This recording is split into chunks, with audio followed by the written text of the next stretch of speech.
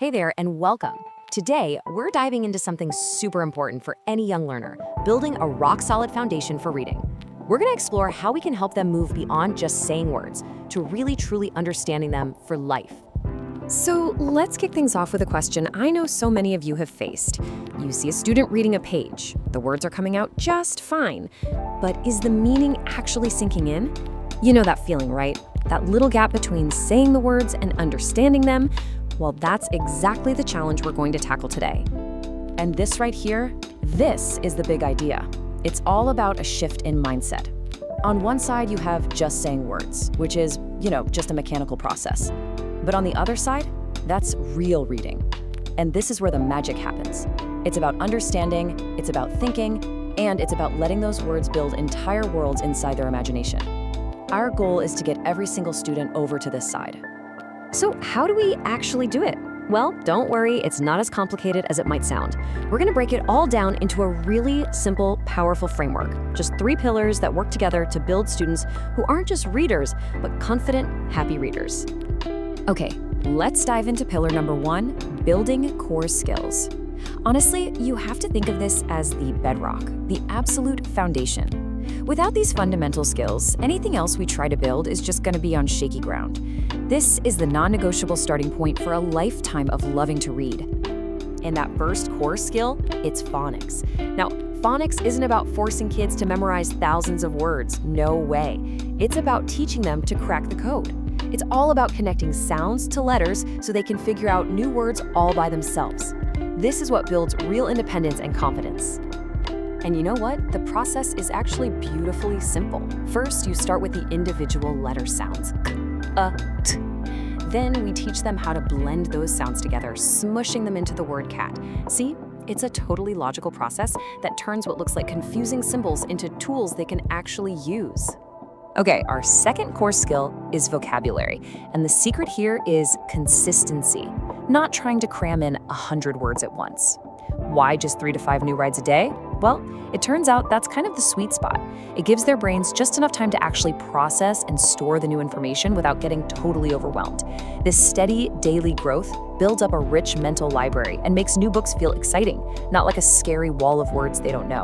All right, onto our second pillar, which builds right on top of those skills. We need to create a reading world. The whole idea here is to make words and language so present, so normal in their environment, that reading becomes this natural, welcome part of their day.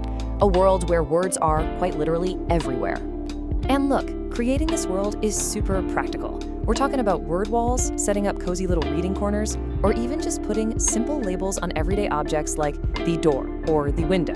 The more they see these words just existing in their world, the more familiar they become. The goal is total, effortless immersion. So we've got the skills, we've created the environment. Now for our third and final pillar, activating daily practice. This is all about consistency. It's where we take all those foundational skills we've built and turn them into ingrained automatic habits through regular positive practice. And here's the secret sauce. It's not about hours and hours of grueling practice, not at all. All it takes is 10 to 15 minutes of focused reading every single day. Consistency is so much more powerful than how long you do it. This short daily habit builds up their fluency and their reading stamina without anyone getting burned out. And one of the best tools for this daily practice is the teacher read-aloud. When you read to your students, you're not just telling them a story. You're actually modeling what great reading sounds like, the expression, the rhythm, getting the pronunciation just right. You're basically their guide, showing them how to bring the words on the page to life. And during that read aloud, you can turn them from passive listeners into active thinkers with one simple trick: asking questions. Dropping in something like, "So, what do you think is going to happen next?" just pulls them right into the story. It gets them thinking, predicting, and understanding on a way deeper level. And hey, remember, practice doesn't have to be this scary solo performance. Making it social is a total game changer. Things like pair reading, echo reading where they repeat after you, or choral reading where everyone reads together. These take the pressure off. It gets rid of that fear of making a mistake and turns practice into a fun, supportive team activity. So we've covered the 3 big pillars for our students. But what's the glue that holds it all together? Well, it's you. It's your mindset.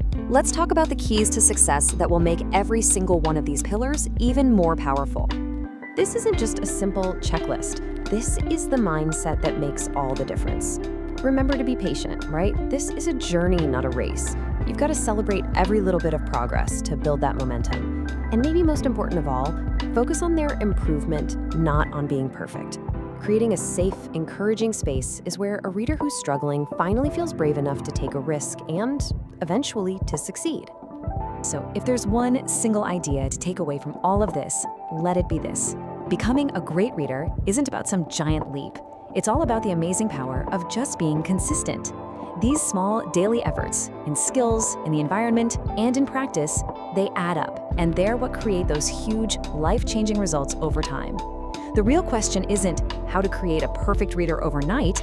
It's simply, what's one small step you're going to take today?